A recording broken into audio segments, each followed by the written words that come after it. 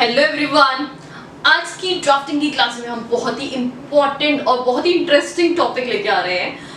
हमारे सब्जेक्ट का नाम है ड्राफ्टिंग फीलिंग्स एंड अपीयरेंसेस। उसमें से एक पोर्शन है अपीयरेंसेस, जिसमें से हर अटेम्प्ट में 2 क्वेश्चंस तो हर बार बनते ही बनते हैं। मतलब 10 मार्क्स तो ऑलमोस्ट इसका वेटेज रहता है। 4 मार्क्स से 2 क्वेश्चन तो 8 से 10 मार्क्स का इसका वेटेज रहेगा ही रहेगा। तो इस चैप्टर में बहुत ही इंटरेस्टिंग टॉपिक्स हम लोग पढ़ेंगे। तो सबसे पहले हम लोग बात करने जा रहे हैं एटिकेट्स की। Now what is etiquette? क्या समझते हैं? बहुत जनरल बातें हैं, हमको सबको पता भी है, बस हम एक बार रिकॉल कर रहे हैं कि होता क्या है। एटिकेट क्या होता है? It's a set of behaviour. आप कैसे किसी के सामने बिहेव करते हैं, दैट इज कॉल्ड एटिकेट। देखिए, हर पर्सन के सामने आपका बिहेवियर अलग अलग होता है। Everywhere you do not behave in the same form. होता है कि नहीं होता? आप अपने मॉम डैड के सामने अलग तरीके से बिहेव करते हो, फ्रेंड्स के सामने अलग तरीके से बिहेव करते हो, टीचर्स के सामने अलग तरीके से बिहेव करते हो, जो भी आपके सीनियर्स हैं उनके सामने अलग बिहेवियर होता है। मतलब छोटे बच्चों के साथ अलग बिहेवियर, मतलब सबके साथ अलग अलग अलग बिहेवियर करते हो। होता है कि नहीं होता है? अभी छोटा बच्चा आएगा तो उसको कैसे खिलाओगे? और ले ऐसे करके ना। वेयरएज प्रोफेशनल के सामने ऐसे बोलोगे क्या? प्रोफेशनल के सामने आपको ग्रीटिंग करने का तरीका अलग होगा। Good morning, good afternoon, good evening, जैसा भी केस है ना। हैंडशेक करोगे, मतलब वहां पे अलग तरीके से आपका बिहेवियर होता है।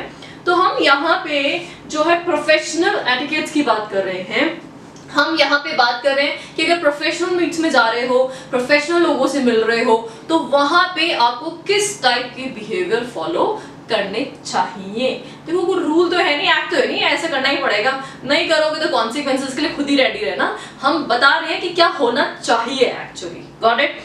तो सबसे पहले इन एटिकेट्स में, etiquette is a bunch of various things. मतलब एटिकेट में सिर्फ एक सिंगल थिंग नहीं आती है। ऐसा नहीं है कि सिर्फ और सिर्फ मैं कम्युनिकेट कर रही हूँ वही मेरा एटिकेट है। No, my dressing sense, my communication, my handshake etiquette, everything जो भी हम प्रेजेंट करें दूसरों को, वो सब हमारे एटिकेट का पार्ट माना जाता है। फाइन, तो स्टार्ट करते हैं। सबसे पहले we will talk about dressing etiquette.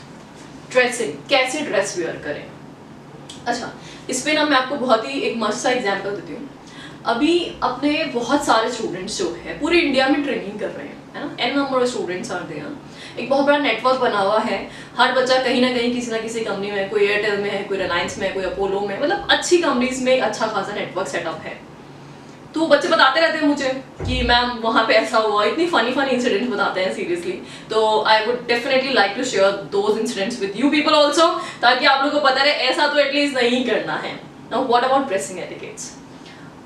से एक स्टूडेंट ने मुझे एक रियल एग्जाम्पल दिया कि इंटरव्यू हो रहा था ट्रेनीज का। वहाँ पे बहुत सारे ट्रेनीज पहुंचे। वहाँ पे एक गर्ल जो है बहुत ही ब्राइट कलर का टॉप, जिसमें बहुत सारे फ्लावर्स, फ्लारी फ्लोरल एकदम ऐसा बना हुआ था, और जीन्स टॉप पहन के इंटरव्यू के लिए गई। मतलब that was a big mistake.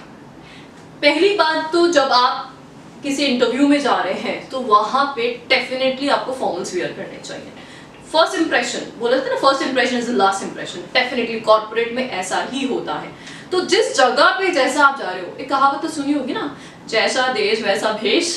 तो एग्जैक्टली आपको वो फॉलो करना ही चाहिए। जिस जगह पे आप जा रहे हो आपको उसी टाइप का ड्रेस कोड फॉलो करना ही है। अगर आप वो फॉलो नहीं करते हो तो डेफिनेटली आपके बारे में लोगों का व्यू जो है वो खराब हो सकता है। तो अब वो लड़की जो फ्लोरल सा ऐसा पहन के चली गई, तो इतने सीनियर जो लोग हैं वो उन्होंने देखो फुलवारी आ गई। तो वेरी बैड इंप्रेशन, बहुत ही गंदा इंप्रेशन। तो ये मुझे एक स्टूडेंट ने शेयर किया ये फैक्ट कि मैम ऐसा हुआ। तो डेफिनेटली ऐसी बातें जब हम सुनते हैं ना तो एकदम यार ये क्या है। तो obviously you must choose the appropriate clothes for the appropriate places. होता है ना, आप किसी के फंक्शन में जा रहे हैं, शादी में, तो डिपेंड करता है शादी किसकी है। हमारे घर में बहुत क्लोज रिलेटिव की शादी है तो उस हिसाब से तैयार होते हो, और थोड़े दूर के रिश्तेदार वालों की तो फिर हमें तैयार होने से कोई मतलब नहीं, हमें खाने से मतलब है। ऑब्वियसली यार, फटाफट से गप गप खाएंगे और भाग के आ जाएंगे, हमें कोई तैयार श्यार नहीं होना है। वेयरएज घर में बहुत ही किसी रियल ब्रदर सिस्टर की सिबलिंग्स की शादी है, या फिर हो सकता है कजन्स में बहुत फर्स्ट क्लोज कजन्स की शादी है, तो आप उसमें एकदम अच्छे से तैयार श्यार होते हो। मतलब लोगों का क्योंकि ध्यान कॉन्सेंट्रेशन हम पे होता है तो हम तैयार अच्छे होंगे। तो वहाँ पे आप ऑब्वियसली गर्ल्स है तो लहंगा वहंगा वेयर करने के बारे में सोचती है, बॉयज है तो सूट वूट हैरम्स एंड ऑल ये सब वेयर करते हैं। अच्छा, क्या कभी आज तक आपने ऐसा सोचा है, जस्ट इमेजिन कि आप जॉगिंग पे जा रहे हो और लहंगे के बारे में इमेजिन कि लहंगा पहन के जॉगिंग कर रहे हो, तो मतलब सपने में भी नहीं आएगा। जॉगिंग पे जाते हैं तो ट्रैक सूट वेयर करते हो ऑब्वियसली। इसका मतलब जो जैसा प्लेस है उसी हिसाब से ड्रेसिंग होना मैंडेटरी है। अगर आप वो नहीं करते हैं तो फिर डेफिनेटली लोगों की निगाहों में आओगे और फिर पता नहीं क्या क्या इंप्रेशन पड़ेंगे, बोलेंगे यार ये पागल है क्या, क्या उठ के आ गया।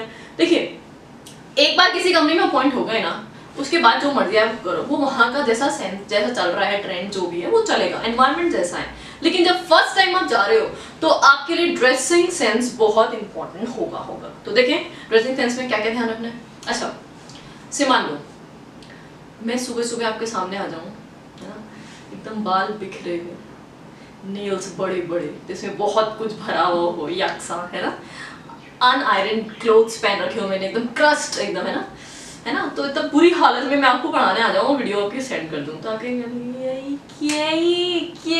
मैम को क्या हो गया ये, है ना, तो इंप्रेशन ही खराब हो जाएगा, आपको मन ही नहीं करेगा वीडियो देखने, आप बोले छोड़ो बंद करो यार वीडियो को इमीडिएटली। तो इसका मतलब इंप्रेशन बहुत इंपॉर्टेंट होता है। तो हम सुंदर नहीं बात करें, हम ये नहीं बोल रहे कि अपनी शक्ल चेंज करके आओ प्लास्टिक सर्जरी करा लो, no definitely we are not saying like that.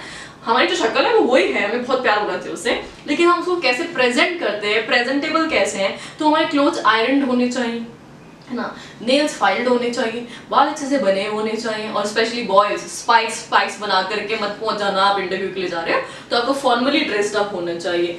Shoe polish होने चाहिए, नहीं पता नहीं कहाँ से निकाला है, एकदम मड लगी हुई है उस पर गंदी सी, और बस पहुंच गए इंटरव्यू के लिए। Shoes are also very very important, तो वो आपको फॉर्मल्स आपको वेयर करना चाहिए। और जिस ड्रेस में आप कंफर्टेबल हो, देखो फॉर्मल्स दो टाइप के होते हैं, इंडियन भी है और वेस्टर्न भी है, तो जिस टाइप के फॉर्मल्स में यू आर कंफर्टेबल तो आपको वही फॉर्मल्स वेयर करने चाहिए। ये नहीं कि हम देखा देखी में अरे यार हम तो इंडियन में कंफर्टेबल है, वेस्टर्न पहन के चले गए, वहाँ पे बस कपड़े ही संभालते रह रहे हैं, तो ऐसा नहीं होना चाहिए। तो डेफिनेटली ड्रेस कोड जो है वो बहुत इंपॉर्टेंट रहता है, ड्रेसिंग एटिकेट्स बहुत इंपॉर्टेंट रहती है। तो पॉइंट्स के फटाफट देख लेते हैं। नीट एंड क्लीन होनी चाहिए, ऑब्वियस सी बात है, आयरन होने चाहिए।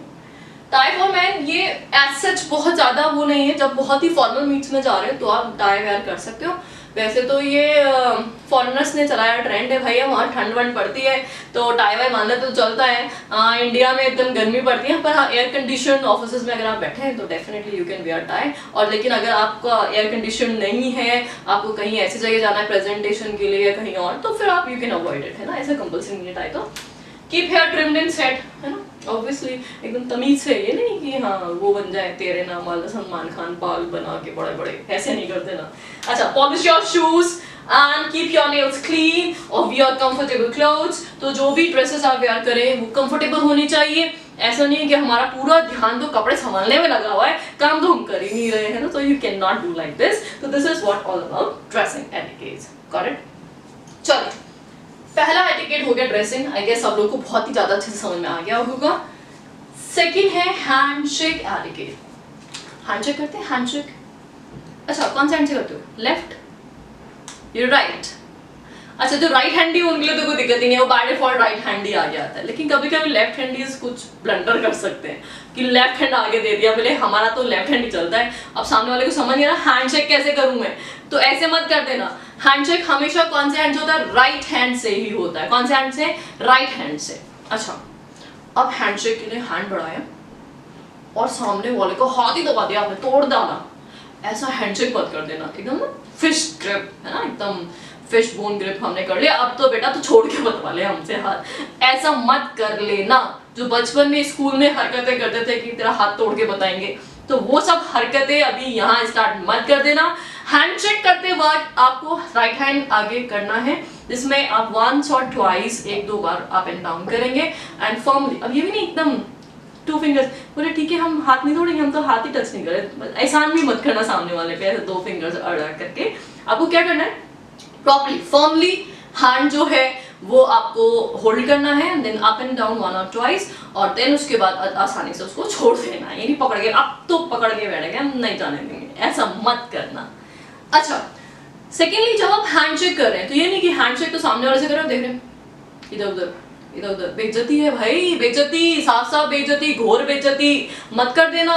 तो अगर आप हैंडशेक कर रहे हैं तो आई कांटेक्ट मेंटेन करना जरूरी होगा। ये नहीं इधर उधर ऐसे इग्नोर करके सामने वाले से हैंडशेक करो, you can't do that, okay. अच्छा, और क्या हैंडशेक करते हुए ध्यान रखोगे? देखिए, जब आप किसी से इंट्रोड्यूस हो रहे होते हो, से माइंड भी आप अपने टेबल पे अपने चेयर पे बैठे हुए हैं, ऑफिस में केबिन में आप प्रॉपर्ली अपना काम कर रहे थे, तभी कोई आता है और आपको इंट्रोड्यूस हो रहा है, तो उस टाइम पे ये नहीं बैठे बैठे हैंडशेक करें, no, it's a bad manners. आप एक बार खड़े हो जाइए, खड़े होकर के हैंडशेक करिए, देन उसके बाद मतलब चाहे आप किसी से इंट्रोड्यूस हो रहे हैं या आपको इंट्रोड्यूस किया जा रहा है, दोनों ही केसेस में आपको प्रॉपर्ली खड़े हो जाना चाहिए और खड़े होकर के ही हैंडशेक करना चाहिए। Got it? क्लियर? तो देखिए, हैंडशेक फर्मली करिए, है ना, ऐसा भी मत करना टच कर दिया बस, है ना, राइट हैंड से करना है, और जब कर रहे हैं तो आई कांटेक्ट मेंटेन करके रखना है। फ्यू सेकंड्स के लिए आपको हैंड होल्ड करना है, फॉर फ्यू सेकंड्स। जब आप इससे हैंडशेक करें तो राइज, आप खड़े हो जाइए एंड देन उसके बाद ही हैंडशेक करिए, ठीक है। बहुत ही सिंपल से हैं हैंडशेक एटिकेट्स, और मुझे पता है ऑलरेडी आप लोग सब फॉलो कर रहे हैं, बट स्टिल ICSI ने मॉड्यूल में डाला है ताकि किसी को नहीं भी पता हो तो पता कर लेना। और बहुत ही इंटरेस्टिंग सा टॉपिक हमें डाल दिया है, 10 मार्क्स का है, 10 मार्क्स में कोई भी 2 शॉर्ट नोट बनेंगे, डायरेक्टली एटिकेट्स पे भी कोई भी क्वेश्चन बन जाता है। Now next, number 3, communication etiquette, जिस पे पूरी दुनिया डिपेंडेंट है। कम्युनिकेट करना बहुत इंपॉर्टेंट है भाई, बहुत ज्यादा इंपॉर्टेंट। इस दुनिया में वही लोग लीड कर सकते हैं जिनका कम्युनिकेशन बहुत आउटस्टैंडिंग है। और इसका एग्जांपल हमारे सामने है, इंडिया में we can see very well. We had a prime minister called mister Manmohan Singh पन्नाग and present prime minister mister Narendra Modi. अच्छा, मैं यहाँ पे कोई पॉलिटिकल पर्सन नहीं हूँ जो कांग्रेस बीजेपी और ये सब कुछ कर रही हूँ, डेफिनेटली नॉट। मैं ये भी नहीं बोल रही हूँ आपको कि कौन सही है कौन गलत है, कौन कैसा काम कर रहा था। I am just talking about the communication skills. We can see mister Narendra Modi, है ना, पूरे वर्ल्ड फेमस लीडर जिसमें पूरी दुनिया उनकी फैन है just because of his communication skills. And Manmohan Singh, he was the leading economist of the India, one and only person जिन्होंने introduce किया इंडिया में सर्विस टाइप जैसा कॉन्सेप्ट। इतने जीनियस होने के बावजूद भी उनको उनके टेन्योर में लोगों ने ज्यादा नोटिस नहीं किया क्योंकि he was not a good communication person। तो अगर आपकी कम्युनिकेशन स्किल्स अच्छी है तो आप पूरी दुनिया पे राज कर सकते हो। तो किसी भी प्रोफेशनल के लिए बहुत जरूरी है। आप किसी भी कंपनी में जाओ, कहीं भी चल जाना, आप CS बनो नहीं बनो कोई मैटर नहीं है। मैटर ये है कि क्या आपकी कम्युनिकेशन स्किल्स अच्छी है, क्या आप कॉन्फिडेंटली सामने वाले को अपनी बात रख सकते हो या उसकी बात सुन करके बैठ जाते हो। I have seen n number of persons, I have seen n number of students who have cleared their exams in first time, but still they had to struggle a lot just because of lack of communication skill। तो इसलिए बहुत जरूरी है भाई, communication skills अच्छा होना जरूरी है। तो कम्युनिकेशन अच्छा होना है मतलब हमें अच्छा बोलना आना चाहिए। जब तक आप बोलोगे नहीं तब तक लोगों को पता कैसे चलेगा कि आप क्या चाहते हो। तो गुड वे में कम्युनिकेशन कैसे करना है वो यहाँ पे कम्युनिकेशन एटिकेट्स में हमें सिखाया गया है। तो देखते हैं, first of all speak politely. Speak politely, कुछ भी हो जाए एज अ प्रोफेशनल आपकी जुबान पे फुल लैंग्वेज आनी नहीं चाहिए। कैसे भी हालात हो, कैसे भी कंडीशंस हो, चाहे बॉस कितना भी डांट क्यों ना लगा रहा हो, ये नहीं उसके मुंह में ओए हिम्मत कैसे हो गई मेरे को डांटने, no ways no way. Always be calm, be polite. हमेशा आपको पोलाइट होना जरूरी है। जब तक आप पोलाइट रहेंगे तो आप अपने किसी भी ऑर्गेनाइजेशन में बहुत सक्सेसफुल हो सकते हैं। अगर आप पोलाइट नहीं हैं तो डेफिनेटली लोग जो आसपास वाले हैं वो आपसे नफरत करेंगे, आपसे गुस्सा होंगे। तो इसलिए अपने काम से काम मतलब रखो और पोलाइट रहो। Got it? नंबर 2, देखिए, एज अ प्रोफेशनल ये नहीं कि आप बकरवास बनते रहो, कुछ भी बोलते रहो, ये वो चैटर बॉक्सेस हमेशा ऑन रहते हो। No veg. आप प्रोफेशनल है तो प्रोफेशनल कलीग से सिर्फ और सिर्फ टू द पॉइंट ही बात करें, क्योंकि आपको पता नहीं है प्रोफेशनल जब आप काम कर रहे हो तो बहुत सारी पॉलिटिक्स होती है। कॉर्पोरेट पॉलिटिक्स बहुत खतरनाक चीज़ है। आपने किस सेंस में कौन सी बात बोली वो बॉस के पास जाके क्या बन जाएगी पता ही नहीं होगा। तो इसलिए बहुत ज़रूरी है जब भी आप किसी भी ऑफिस में हो वहाँ पे बात कर रहे हो तो टू द पॉइंट बोले, स्ट्रेट बात बोले। ये नहीं घुमा घुमा के और गप्पे मार रहे हैं बैठ करके और है करके कुछ भी बोले जा रहे हैं। You can't do that. अगर किए तो फंसोगे फिर अच्छे वाले, है ना। Thirdly, greet others over telephone. अगर आप टेलीफोनिक कम्युनिकेशन कर रहे हो किसी से तो ज़रूरी है कि आप वेलकम करें उसको, थैंक यू बोलें। वैसे ये एज अ प्रोफेशनल हम कंपनी सेक्रेटरी की जब हम बात करें हमारे लिए बहुत ज़्यादा इंपॉर्टेंट नहीं है। इन जनरल आप बात कर लीजिए। अब जैसे अब कभी आप देखो कस्टमर केयर पे thank you for calling on this is this, तो वो सब कुछ हमारे लिए इतना ज़रूरी नहीं है। बट हाँ स्टिल आपको ग्रीट तो करना ही चाहिए। गुड मॉर्निंग, गुड आफ्टरनून, जो भी आप बोल रहे हो वो तो आप बोलोगे। Then speak only when others are finish. देखिए कुछ लोगों को बीच में टांग अड़ाने की बहुत आदत होती है। मतलब सामने वाला अपना स्टेटमेंट फिनिश करेगा नहीं, उससे पहले बीच में टपक पड़ते हैं, तो सामने वाला भूल ही जाता है कि बोल क्या रहा था। तो ऐसी हरकतें कतई नहीं करनी चाहिए। पहले just listen carefully what others are saying, let them finish, then afterwards ही अपना जो व्यू है, पॉइंट ऑफ व्यू, वो आपको प्रेजेंट करना चाहिए। अब उन पॉलिटिकल पर्सन पार्टीज की जैसे मत बनो जो आजकल टीवी पे बहुत ज्यादा न्यूज चैनल्स पे दिखाई जाती हैं। भैया हम वीडियो कॉन्फ्रेंसिंग कर रहे हैं, एक ही प्लेटफॉर्म पे 10 जो है लीडर्स को बुढ़ा के रख दिखा है, एक बोलना खत्म होता नहीं, पहला स्टेटमेंट बोलता नहीं, उससे पहले दूसरा अपना चाय चालू कर देता है, फिर तीसरा स्टार्ट होता है चाय। तो उस चाय में समझ नहीं आता कि कौन क्या बोलना चाहता है।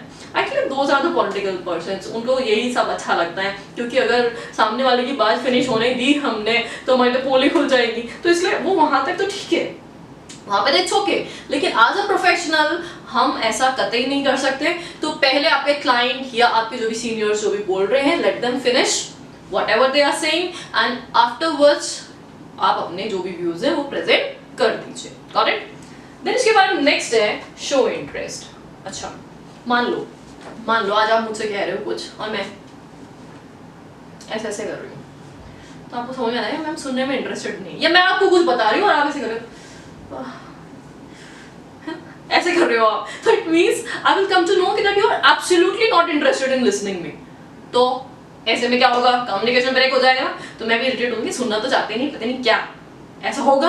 तो इसका मतलब कम्युनिकेशन ब्रेक हो जाएगा। हम कम्युनिकेशन ब्रेक नहीं कर सकते, ना तो अपने क्लाइंट्स के साथ ना ही अपने सीनियर्स के साथ। तो कम्युनिकेशन सस्टेनेबिलिटी के लिए बहुत जरूरी है कि हम इंटरेस्ट शो करें। बहुत बार ऐसा होता है क्लाइंट की बात अच्छी नहीं लग रही है, क्लाइंट बकवास मरा, आप प्रैक्टिस कर रहे हो, प्रैक्टिसिंग कंपनी सेक्रेटरी बन गए हो, क्लाइंट की गलती है और फिर वो आप पे ब्लेम कर रहे हैं, तो भी कोई बात नहीं, सुन लो शांति से। अच्छा बोल रहा है, अच्छा ऐसा हुआ था, ओके फिर क्या हुआ था, ओ ऐसा हो गया था, just listen carefully and show interest. अच्छा ओ ठीक है, नेक्स्ट टाइम से हम ऐसा, मतलब सामने वाले को इंटरेस्ट से सुनोगे तो सामने वाले का आधा गुस्सा तो वैसे ही शांत हो जाता है, और अगर आप सुनोगे नहीं तो उसको गुस्सा और बढ़ जाएगा, तो आपका क्लाइंट टूट जाएगा बिना फालतू बैठे बैठाए। तो इसलिए जरूरी है कि जब सामने वाला कुछ बोल रहा है तो listen carefully what he is saying, ताकि सामने वाले को इंटरेस्ट बना रहे कुछ भी बोलने का। Got it? Then stand about arms length distance, है ना, कम से कम एक हाथ की दूरी पे खड़े होकर बात करो। यूं नहीं घुसी गए हम तो सामने वाले में एकदम, और बेचारा बोल रहा है जा रहा है कि कहाँ जाऊँ समझ नहीं आ रहा है। देखिए ये हर सोसाइटी का अपना अपना क्राइटेरिया है कि कितने डिस्टेंस पे हमें खड़े होकर के बात करनी है और कैसे कैसे हमें बात करनी है। हो सकता है जैसे ग्रीटिंग करने के भी सब जगह अलग अलग तरीके हो सकते हैं। जैसे अगर हम कुछ जापानीज अगर कंपनी की बात करें, वहाँ पे ग्रीट करने का तरीका ऐसा हो सकता है। फॉरेन कंट्रीज में हैंडशेक हो सकता है ना, या फिर कोई हग भी हो सकता है। इंडिया में अगर ऐसा किया ना हग तो चांटे भी पड़ सकते हैं। तो टोटली डिपेंडिंग कि आप किस टाइप के एनवायरनमेंट में, सोशल एनवायरनमेंट में आप काम कर रहे हैं, अकॉर्डिंगली ही आपको बिहेव करना चाहिए। और कम से कम वन आर्म लेंथ पे ही खड़े होने चाहिए, नहीं तो सामने वालों को लगता है यार मेरे पर्सनल एरिया के अंदर आप खड़े हुए हो, तो ऐसा बिल्कुल अच्छा नहीं लगता है। देन उसके बाद नेक्स्ट है क्वेश्चन इन फ्रेंडली मैनर। देखिए कई बार आपको कोई चीज समझ नहीं आ रही है, एक तो होता है हम क्वेश्चनिंग कर रहे हैं पूरे दिन, अच्छा फिर क्या बता ऐसे कर रहे हो, और एक जनरल आप क्वेश्चन कर रहे हो, अच्छा इसमें ऐसा कैसे होगा, है ना। तो दो तरीके से क्वेश्चन होता है, आप एक स्पाई बन गए हो, है ना, जासूसी कर रहे हो, या फिर आप फ्रेंडली मैनर में क्वेश्चन कर रहे हो। तो जब भी आप क्लाइंट से या किसी भी अदरवाइज पर्सन से कोई भी क्वेश्चनिंग अगर कर रहे हैं आपके रेलेवेंट इन्फॉर्मेशन के लिए, तो वो क्वेश्चनिंग फ्रेंडली होनी चाहिए। वो ऐसे नहीं होनी चाहिए कतई कि सामने वाले बोले तो जासूसी स्टार्ट हो गई है। तो आपका पैटर्न कम्युनिकेशन, देखिए कम्युनिकेशन ही बहुत इंपॉर्टेंट रहता है, क्योंकि आपके जो इंटेंशंस हैं वो आपके कम्युनिकेशन से ही समझ में आते हैं। माइंड में आपका इंटेंशन ठीक हो लेकिन आप कम्युनिकेट सही नहीं कर रहे हो, तो सामने वाला गलत समझ सकता है इसको। एक स्टेटमेंट जो बहुत ज्यादा पॉपुलर है, रोको मत जाने दो, रोको मत जाने दो। अभी कॉमा चेंज करते हैं, रोको मत जाने दो। स्टेटमेंट एक ही है, लेकिन कहाँ पॉज लिया, मीनिंग चेंज हो गया. व्हाट आई सेड, रोको मत जाने दो. और सेकंड स्टेटमेंट, रोको मत जाने दो. 4 वर्ड्स हैं, एग्जैक्टली सेम 4 वर्ड, लेकिन कॉमा कहाँ लगा है. This is called communication. तो उससे आपके इंटेंशंस क्लियर होते हैं कि आप किस सेंस में कैसे कोई बात बोल रहे थे. And make eye contact. Obviously eye contact बहुत इंपॉर्टेंट है. जब भी हम किसी से बात कर रहे हैं तो आई कॉन्टैक्ट बना के रखेंगे, इंटरेस्ट शो करेंगे, फुल लैंग्वेज यूज नहीं करेंगे, हमेशा पोलाइट रहेंगे. सामने वाला अपनी बात जब तक फिनिश नहीं कर देता तब तक बीच में टांग नहीं डालेंगे. Got it. तो this is what our communication etiquettes. तो 3 एटिकेट्स कर ली. कौन कौन से? Number one is dressing etiquettes. क्या पहना है, टायर क्या है आपकी, प्रेजेंटेबल कैसे हो वो. Number 2 is handshake etiquettes. Number 3 communication etiquettes. एक बार फटाफट से यहां तक लिख लो, फिर आगे के पॉइंट्स और डिस्कस करते हैं.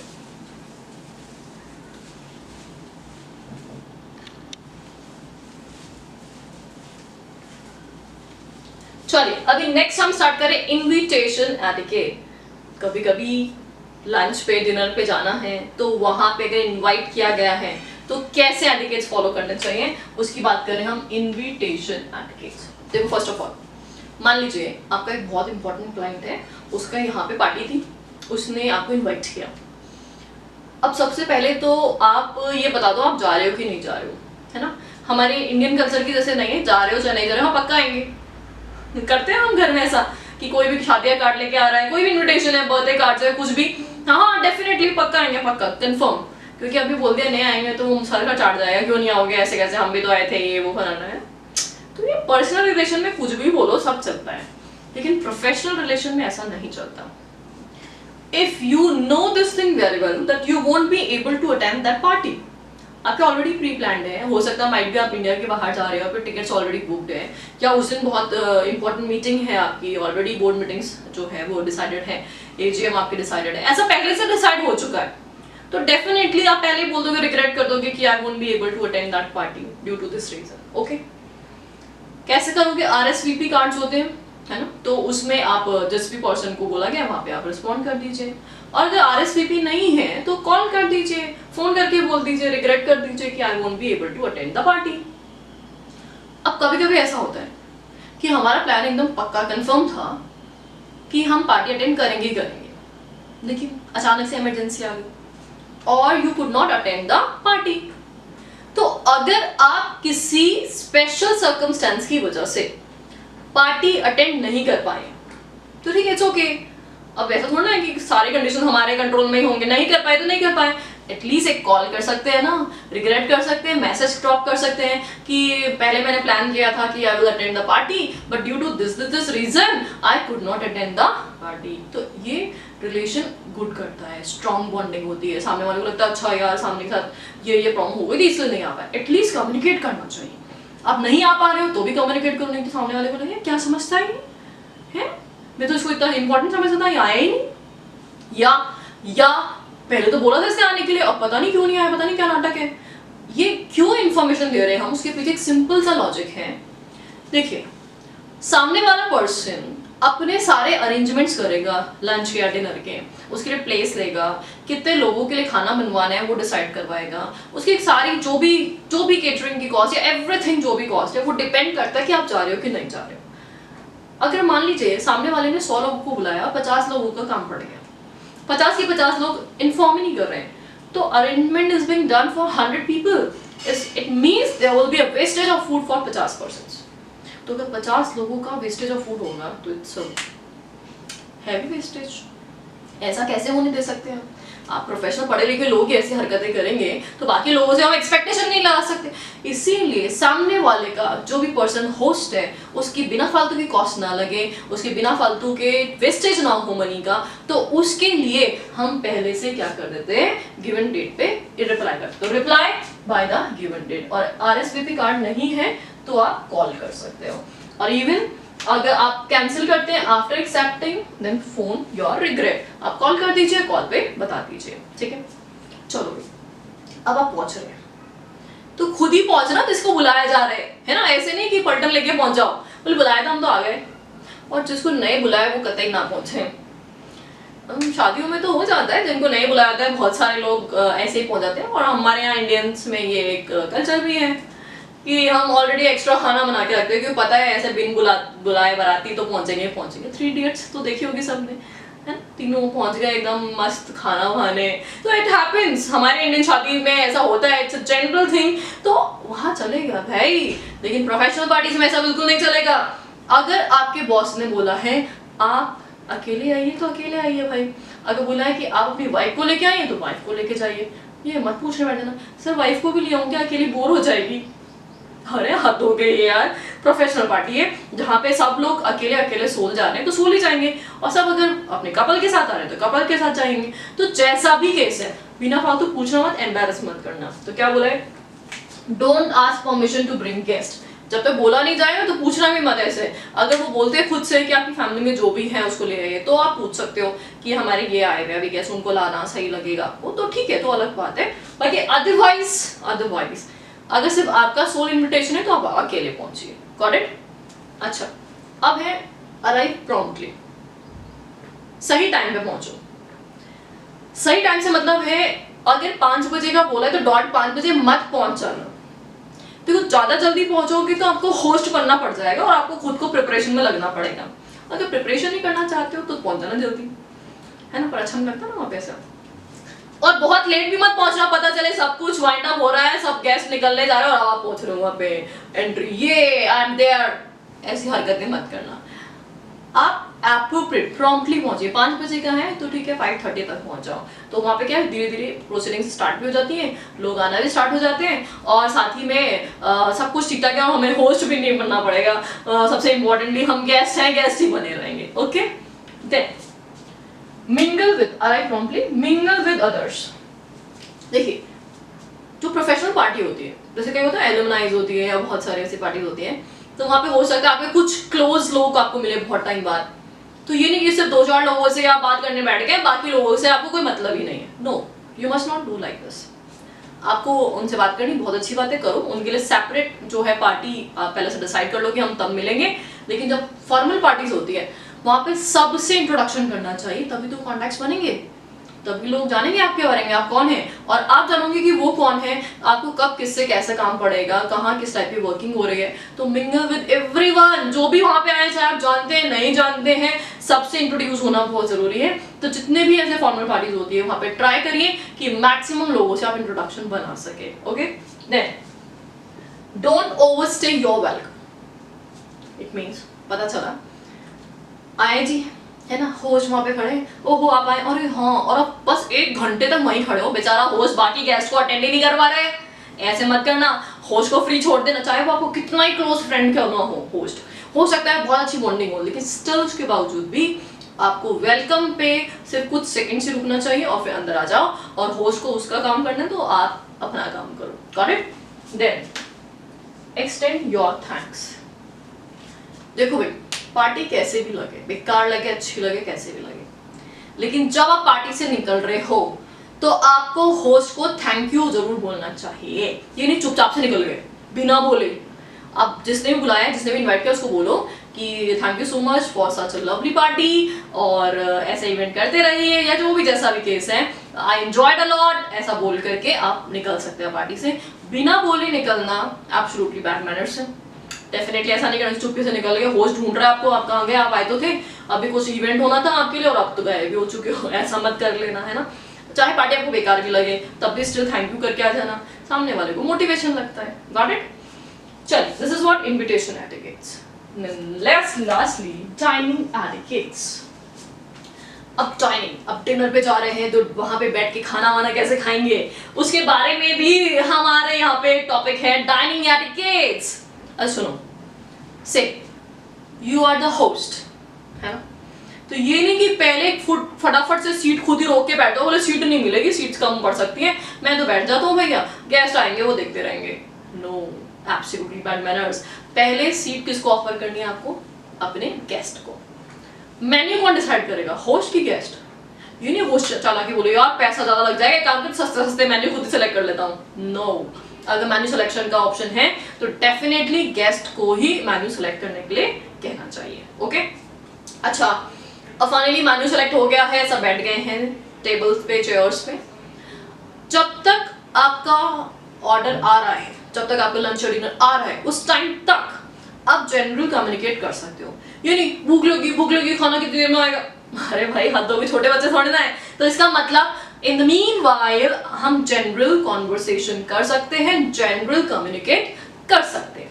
एंड फिर उसके बाद अब आपका फूड सर्व हो रहा है, तो ये नहीं जिसकी प्लेट में आ गया वो फटाफट खाना चालू, बोले बहुत जोर से भूख लग रही है, अब तो बर्दाश्त ही नहीं हो रहा, अब तो खाना चालू। नो, जब तक आपका होस्ट आपको सिग्नल नहीं दे देता, उसको आपको मोटिवेट नहीं करता, प्लीज आप इनिशिएट करिए, प्लीज आप प्रोसीड करिए, जब तक वो ऐसा आपको इंस्ट्रक्शन नहीं देता तब तक हाथ भी मत लगाना थाली पे, ठीक है? ऐसा नहीं कि प्लेट पे बस हम तो टूट पड़े, यू कांट डू दैट। तो जब तक आपका होस्ट आपको सिग्नल नहीं देता, do not proceed with the lunch और डिनर। अच्छा, अब च्यू कर रहे हैं, च्यू, तो च्यू करते हुए मुंह को बंद रखें, है ना? ये नहीं मुंह खोल खोल करके च्यू कर रहे हैं, मुंह में जो है वो बाहर निकल रहा है, सामने वाले देख करके एम्बैरस हो रहे हैं कि ये क्या हो रहा है, ऐसी हरकतें मत करना। और कभी कभी बाय चांस आपके मुंह में कुछ अनवांटेड चला जाए, तो ऐसे नहीं मुंह खोला, no ways, put a napkin, फिर चुपके से निकाल लेना जो भी करना है आपको। तो इट मीन्स आपको बेसिक टेबल मैनर्स जो है वो सीखने पड़ेंगे। और जैसे तो ना यहाँ पे नाइफ या फोर्क है, पता है क्या सामने वाले को पॉइंट कर रहे हैं, बेचारे के आंख मत फोड़ देना। तो हमेशा ये जो भी नाइफ एंड फोर्क्स हैं उनको पॉइंटेड आउट नहीं करना चाहिए, उनको साइड साइड रखना चाहिए जब भी आप बात कर रहे हैं, कम्युनिकेट कर रहे हैं। Got it? तो देखो क्या क्या है। Offer seat to your guest first, obviously wait until you receive host signal. तो जब तक आपका होस्ट आपको बोलता नहीं है खाना खाना स्टार्ट करो, तो मत करना start. Initiate conversation while waiting for food. Chew quietly, आवाज निकाल निकाल करके मत च्यू करना। Avoid pointing knife. Allow guest to select menu and learn basic table manners. तो जो भी आपके टेबल मैनर्स हैं, नैपकिन टॉवल कहाँ रखना है ना, नाइफ एंड फोर्क कैसे यूज करना है। आई गेस सब लोग बहुत होशियार हैं, बहुत समझदार हैं, सबको बहुत अच्छे से आता है। हम वो अलग बात है, हम घर पे खाते हैं, पिज्जा आ रहा है, ओहो भाई खा जाएगा, हम रोटी बना के खा जाते हैं उसको फटाफट, कौन नाइफ एंड फोर्क के चक्कर में बैठेगा। तो वो घर पे जैसा करो, इट्स ओके। लेकिन जब भी हम फॉर्मल मीट्स में जा रहे हैं तो वहाँ पे टेबल मैनर्स फॉलो करने पड़ेंगे, नहीं तो बहुत बेइज्जती हो जाती है भैया। एक इंसिडेंट सुनाती हूँ आप लोग को। वंस अपॉन अ टाइम की बात है, हम लोग लंच पे गए थे फैमिली के साथ, तो वहाँ पे कपल बैठा हुआ था। आई गेस कोई रूरल बैकग्राउंड से आए होंगे, शायद फर्स्ट टाइम आए होंगे जयपुर में। तो जो वाइफ थी घूंघट में बैठी थी, एकदम आज्ञाकारी बीवी की तरह। उसके हस्बैंड ने उसको इंस्ट्रक्ट किया हुआ था कि जैसे जैसे मैं बोलूँ वैसे वैसे करते जाना। तो उसने कहा ओके ठीक है डन। एकदम अच्छे से सिस्टमैटिक वे में दोनों का लंच फिनिश हुआ, एवरीथिंग वाज गुड, सब कुछ सही जा रहा था। फिर लास्ट में एक बोल सर्व हुआ, hot water bowl, lemon was also there and she thought कि यार सही है, एकदम अच्छे से उसने स्क्वीज किया लेमन को और फटाफट से स्टेयर करके पी गई। और जो आसपास वाले सब लोग थे वो देख देख के धड़ मार के हंसने लग गए, क्योंकि ऑब्वियसली वो लेमन का जो बोल आया था फिंगर बोल था, हैंड वॉश करने के लिए था, लेकिन वो बेचारे को पता नहीं था। उसने तो अपना वैसे ही सोचा कि यार हम तो खाना खाने के बाद एकदम गर्म पानी में नींबू वींबू डाल के पी जाते हैं, एकदम डाइजेशन अच्छा हो जाता है, और वो हरकत उसने सेम टू सेम यहाँ पे रिपीट कर दी। आई नो वेरी वेल, आप सब लोग अवेयर हैं एकदम अच्छे से डाइनिंग एटिकेट से, बट स्टिल अगर नहीं पता है तो सीख लेना, नहीं तो बहुत बड़ी बेइज्जती हो जाएगी। तो इसीलिए देखिए ओवरऑल पर्सनालिटी ग्रूमिंग बहुत इंपॉर्टेंट है। हम जो यहाँ पे सारे एटिकेट सीख रहे हैं ये बहुत इंपॉर्टेंट है। देखिए नॉलेज अश्योर कर रहा है ICSI, क्योंकि अगर आप CS बनोगे तो बाय डिफॉल्ट आपको नॉलेज है, लेकिन हमारे CS में यही बहुत बड़ा लैकुना बोल सकते हैं, बहुत बड़ी परेशानी बोल सकते हैं कि students are too good in knowledge but they are not presentable. तो if you work on these simple elements, if you work on our communication skills, तो डेफिनेटली विल बी आउटस्टैंडिंग। हम फोड़ डालेंगे, हम कंपनी में कितना भी पैसा डिमांड कर सकते हैं। तो as a company secretary if you want to get a good package in a company, तो नॉलेज के साथ साथ में अपने कम्युनिकेशन स्किल्स, अपने कॉन्फिडेंस लेवल को आपको बूस्ट अप करना है। अब अगर इंग्लिश में थोड़ा डर लगता है, communication is not that good, तो यू मस्ट स्टार्टिंग न्यूज़पेपर्स, कोई भी इंग्लिश न्यूज़पेपर ले लो, उसमें एक पैराग्राफ रोज का पढ़ लो, नॉट लाइक कि पूरा न्यूज़पेपर एक दिन में पढ़ रहे हो, 1 पैराग्राफ बहुत है। मैगजीन पढ़ सकते हो, कोई नॉवल पसंद है वो पढ़ सकते हो, जो भी कुछ इंग्लिश में आपको पसंद है वो आप पढ़ना स्टार्ट करें, उसको स्पेल करना स्टार्ट करें, बोलना स्टार्ट करें, लोगों से कम्युनिकेट करना स्टार्ट करें। Gradually you will be confident in English language और definitely this will work out for you और आपका कॉन्फिडेंस लेवल एकदम बूस्टअप हो जाएगा। क्योंकि मैंने बहुत सारे बच्चे देखे हैं जो just because of their communication skills, just because of उनको कमांड नहीं है इंग्लिश पे, उसकी वजह से वो लोग एकदम बैकवर्ड रह जाते हैं। तो इसलिए just start working on your English from today itself. अगर आप ये करोगे तो डेफिनेटली आउटस्टैंडिंग कंपनी सेक्रेटरी बनोगे। थैंक यू सो मच, आज के लिए इतना ही इनफ है, बाकी रेस्ट ऑफ द टॉपिक्स के साथ कल मिलते हैं। Thank you.